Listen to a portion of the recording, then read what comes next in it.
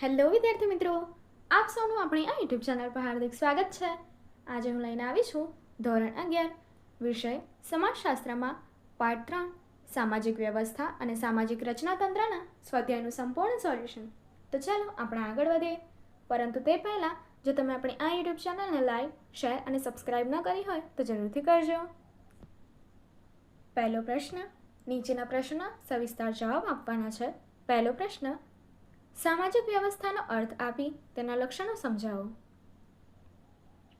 આપનું શરીર જેમ જુદા જુદા ભાગો પરસ્પર કાર્યાત્મક સંબંધોથી જોડાઈને એક વ્યવસ્થા તરીકે ચાલે છે, તે જ રીતે સામાજિક વ્યવસ્થા પણ કાર્યાત્મક સંબંધોથી જોડાયેલા બે કે તેથી વધુ એકમોની બનેલી વ્યવસ્થા હોય છે. ટાલકોટ પાર્સન્સ સામાજિક વ્યવસ્થાની વ્યાખ્યા આપતા જણાવે છે કે સામાજિક વ્યવસ્થા એટલે એકબીજા સાથે કાર્યાત્મક સંબંધોમાં રહેલા ભાગો દ્વારા બનેલો એક જટિલ સંકુલ.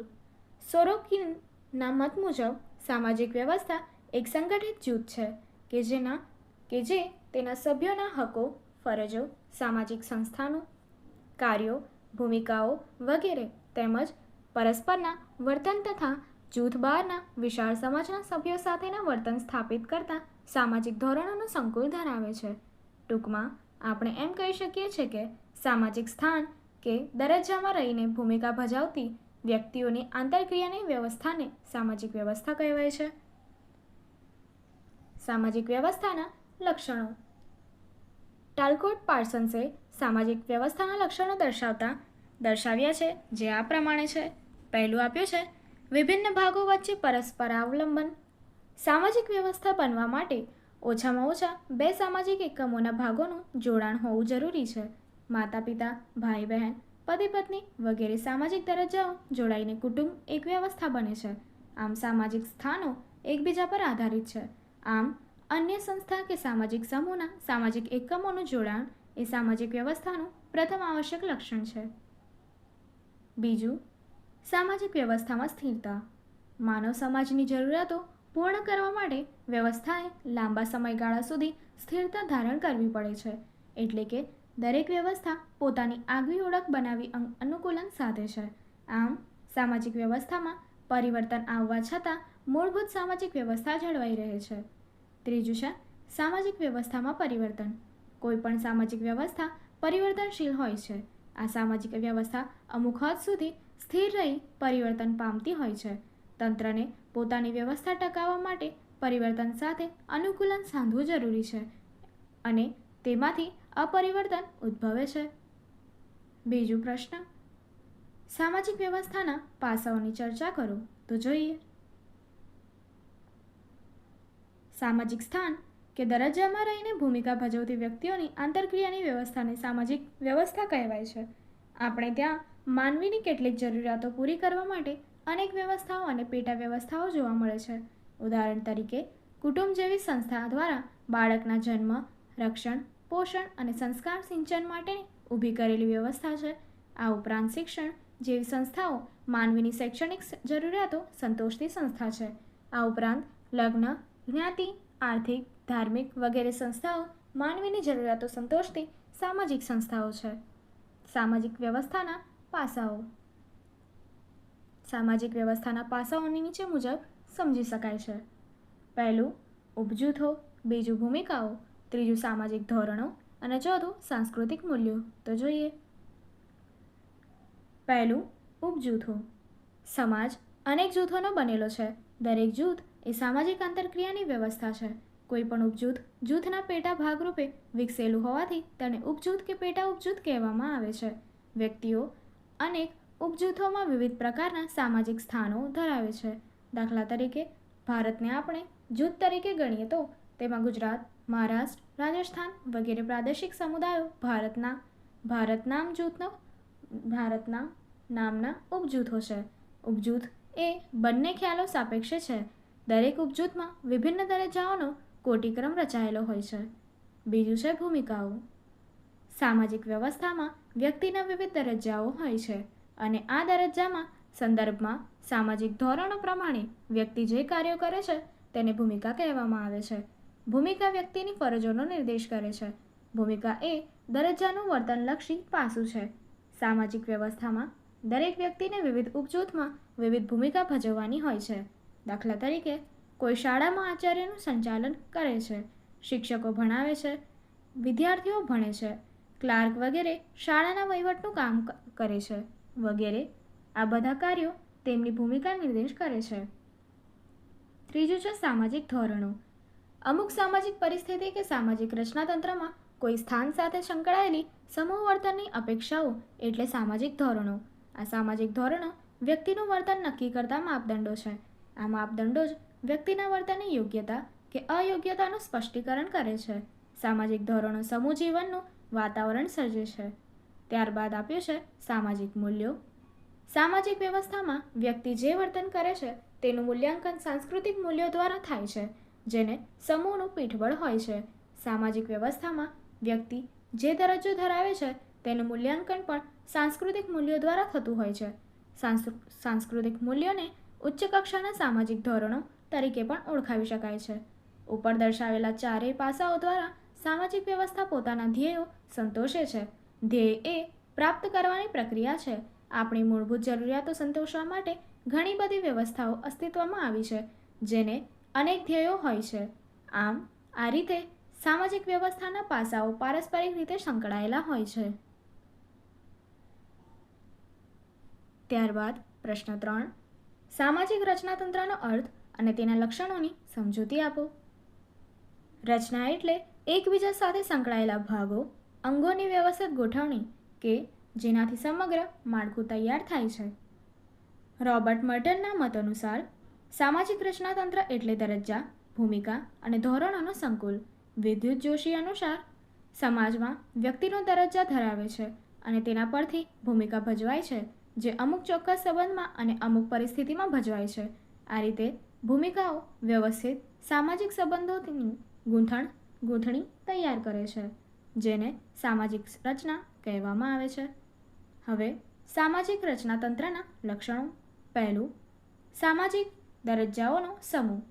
દરજ્જાઓનો સમૂહ એ સામાજિક રચનાતંત્રનું પ્રથમ અને આવશ્યક લક્ષણ છે. કોઈપણ રચનાતંત્ર વિવિધ દરજ્જાઓથી અસ્તિત્વમાં આવે છે. સમૂહ કે સંસ્થાની જરૂરિયાતો પૂર્ણ કરવા માટે આવા વિવિધ દરજ્જાઓનું હોવું જરૂરી છે. જુદા જુદા દરજ્જાઓના શ્રમ વિભાજન દ્વારા જ સમૂહ કે સંસ્થાનું ધ્યેય પ્રાપ્ત કરી શકાય છે. ત્યારબાદ બીજું, સામાજિક ભૂમિકાઓનો સમૂહ. સામાજિક ભૂમિકાઓ એ સામાજિક દરજ્જાનું વર્તનલક્ષી પાસું છે. કોઈપણ તંત્ર પ્રથાની જરૂરિયાતો પૂર્ણ કરવા કે ધ્યેય પ્રાપ્તિ માટે દરજ્જા મુજબ ભૂમિકા ભજવવી પડે છે. ત્રીજું, સામાજિક ધોરણો. સામાજિક રચનાતંત્રને કાર્યરત રાખવા માટે સામાજિક ધોરણો હોવા પણ જરૂરી છે. સામાજિક ધોરણો એ વ્યક્તિ અને જૂથને દરજ્જાને અનુરૂપ કેવી રીતે ભૂમિકા ભજવવી તે અંગેનું માર્ગદર્શન પૂરું પાડે છે. સામાજિક ધોરણોના અભાવે સામાજિક રચનાતંત્રમાં અરાજકતા ફેલાય છે અને સમગ્ર તંત્ર ખોરવાઈ જાય છે. દાખલા તરીકે, શાળામાં પ્રવેશ માટે જો અભ્યાસક્રમને લગતા ધોરણો ન હોય તો શિક્ષણમાં અવરોધ આવે છે. પ્રશ્ન 2. નીચેના પ્રશ્નના ઉત્તર તમારે મુદ્દાસરમાં આપવાના રહેશે. પહેલો પ્રશ્ન, ટાલકોટના પાર્સન્સનું AGIL મોડેલ સમજાવો.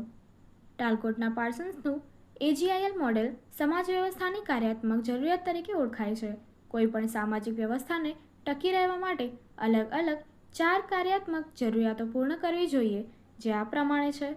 પહેલું છે અનુકૂલન, બીજું છે ધ્યેય પ્રાપ્તિ, ત્રીજું સુગઠન અને ચોથું રચનાની જાળવણી અને તંગદિલી નિવારણ. આ મુદ્દાઓને આપણે વિસ્તારમાં સમજીએ. પહેલું આપ્યું છે અનુકૂલન. કોઈ પણ સમજે ટકી રહેવા અને ભૌતિક જરૂરિયાતો સંતોષવા માટે ભૌતિક વાતાવરણ સાથે અનુકૂલન સાધવું જરૂરી છે. માનવીની ખોરાક, રહેઠાણ જેવી મૂળભૂત જરૂરિયાતો પૂરી પાડવા માટે સમાજમાં ઉત્પાદન અને વહેંચણીની વ્યવસ્થા ઊભી થાય છે. સમાજમાં આ જરૂરિયાત અર્થવ્યવસ્થા સંતોષે છે. આમ આ રીતે આર્થિક વ્યવસ્થા દ્વારા સમાજમાં અનુકૂલન સાધાય છે. બીજું છે ધ્યેય પ્રાપ્તિ. દરેક તંત્રને ટકી રહેવા માટે કોઈ ચોક્કસ ધ્યેય નક્કી કરવા પડે છે અને તેને પ્રાપ્ત કરવા માટે દરેક સામાજિક તંત્રમાં નિર્ણય લેનારી સંસ્થા હોય છે અને ધ્યેય નક્કી કરવામાં તેનો મહત્વનો ફાળો હોય છે. તે નીતિ નિર્માણ કરી તેનો અમલ કરવાનું કાર્ય કરે છે. ત્યારબાદ છે ત્રીજું, સુગ્રથન. દરેક સમાજે પોતાનું અસ્તિત્વ જાળવી રાખવા માટે તેણે પોતાના આંતરિક ભાગો વચ્ચેનું સંકલન અને નિયંત્રણ સુરક્ષિત કરી લેવું જોઈએ. સામાજિક વ્યવસ્થામાં કાનૂની સંસ્થાઓ અને અદાલતો સામાજિક ધોરણોના અમલ વડે આ જરૂરિયાતો સંતોષે છે. વફાદારી, સહકાર, સંકલન અને કાર્યદક્ષતા વડે સામાજિક વ્યવસ્થામાં સુગ્રથન જળવાઈ રહે છે. ત્યારબાદ રચનાની જાળવણી અને તંગદિલી નિવારણ. સમાજે પોતાનું અસ્તિત્વ જાળવી રાખવા ચોક્કસ વ્યવસ્થા અથવા ધોરણોનો આધાર લેવો પડે છે અને તે માટે વિવિધ સમસ્યાઓ હલ કરવી પડે છે.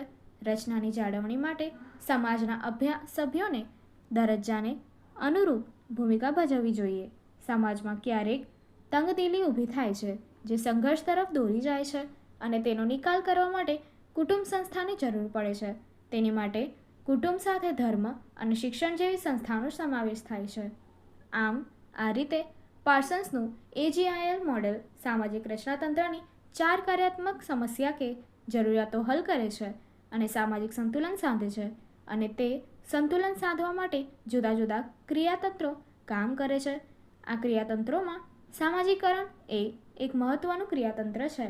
આ ક્રિયાતંત્ર દ્વારા સામાજિક મૂલ્યોનું આત્મસાતીકરણ થાય છે અને સામાજિક નિયંત્રણની પ્રક્રિયાઓ સમાજને સંતુલિત રાખવામાં મહત્વની ભૂમિકા ભજવે છે.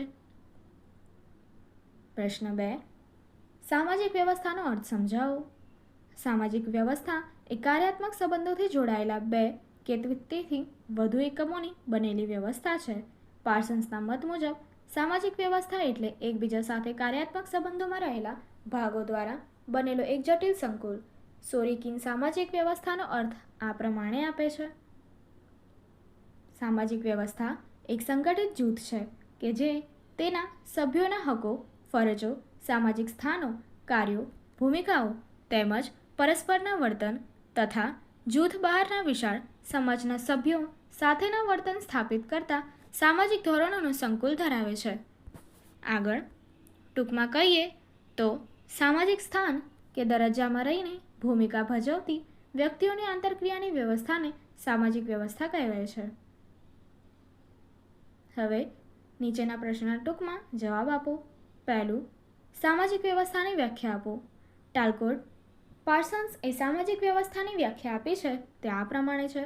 સામાજિક વ્યવસ્થા એટલે એકબીજા સાથે કાર્યાત્મક સંબંધોમાં રહેલા ભાગો દ્વારા બનેલું એક જટિલ સંકુલ. બીજું, સામાજિક રચનાતંત્રની વ્યાખ્યા આપો. સમાજશાસ્ત્રી રોબર્ટ મર્ટને સામાજિક રચનાતંત્રની વ્યાખ્યા આપી તે આ પ્રમાણે છે.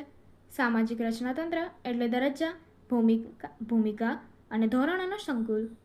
ત્યારબાદ ત્રીજું, AGIL મોડેલમાં પાર્સન્સ એ સામાજિક રચનાતંત્રની કઈ 4 કાર્યાત્મક જરૂરિયાતો દર્શાવી છે. AGIL મોડેલમાં પાર્સન્સે સામાજિક રચનાતંત્રની આ પ્રકારની 4 કાર્યાત્મક જરૂરિયાતો દર્શાવી છે. પહેલું છે અનુકૂલન, બીજું ધ્યેય પ્રાપ્તિ, ત્રીજું સુગ્રથન અને ચોથું રચનાની જાળવણી અને તંગદિલી નિવારણ. પ્રશ્ન 4. નીચેના પ્રશ્નના એક વાક્યમાં જવાબ આપો. પહેલું, ધ્યેય પ્રાપ્તિની સમસ્યા કઈ સંસ્થા દ્વારા હલ થાય છે? જવાબ, ધ્યેય પ્રાપ્તિની સમસ્યા રાજ્ય સંસ્થા દ્વારા હલ થાય છે. બીજું, પાર્સન્સે આપેલા મોડેલને કયા નામથી ઓળખવામાં આવે છે? જવાબ, પાર્સન્સે આપેલા મોડેલને સામાજિક રચનાતંત્રનું AGIL મોડેલ નામથી ઓળખવામાં આવે છે. ત્રીજું, ઉપજૂથની વ્યાખ્યા આપો. કોઈપણ સમાજમાં અનેક જૂથો હોય છે. કોઈપણ જૂથ ઉપજૂથના પેટા ભાગરૂપે વિકસેલું હોવાથી તેને ઉપજૂથ કહે છે. ચોથું, રચનાનું કોઈ એક ઉદાહરણ આપો. જવાબ, કુટુંબ, કોલેજ, બેંક, જ્ઞાતિ, ગ્રામ સમુદાય વગેરે રચનાના ઉદાહરણો છે. પ્રશ્ન 5. નીચે આપેલા વિકલ્પ માટે સાચો વિકલ્પ શોધીને તમારે જવાબ આપવાનો છે. તો ચાલો જોઈએ. પહેલું, માનવ સમાજ અને શરીર રચનાની તુલના કોણે કરી છે? જવાબ છે ડી, હર્બર્ટ સ્પેન્સરે. ત્યારબાદ બીજું, માનવીની જરૂરિયાત આધારિત સામાજિક વ્યવસ્થાનો ખ્યાલ કોણે આપ્યો? જવાબ છે ડી, ટાકોલ્ટ પાર્સન્સે. ત્યારબાદ ત્રીજું, સામાજિક ક્રિયા દ્વારા ઉદ્ભવતી પેટા વ્યવસ્થાનો ખ્યાલ કોણે આપ્યો? જવાબ છે ડી, ટાકોલ્ટ પાર્સન્સે. ત્યારબાદ ચોથું, નીચેનામાંથી કયું જૂથ શાળાનું ઉપજૂથ નથી? જવાબ છે ડી, ગામડું. આગળની એક્ટિવિટી જોવા માટે અહીંયા પેલી એન્ડ સ્ક્રીન પર ક્લિક કરો. Thank you.